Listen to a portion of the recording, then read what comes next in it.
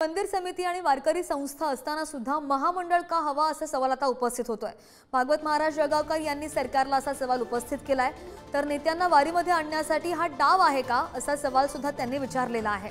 वारकऱ्यांच्या रोषाला सरकारने सामोरं जाऊ नये असा इशारा सुद्धा जळगावकरांनी सरकारला दिलाय। वारकरी महामंडळ हे कशासाठी?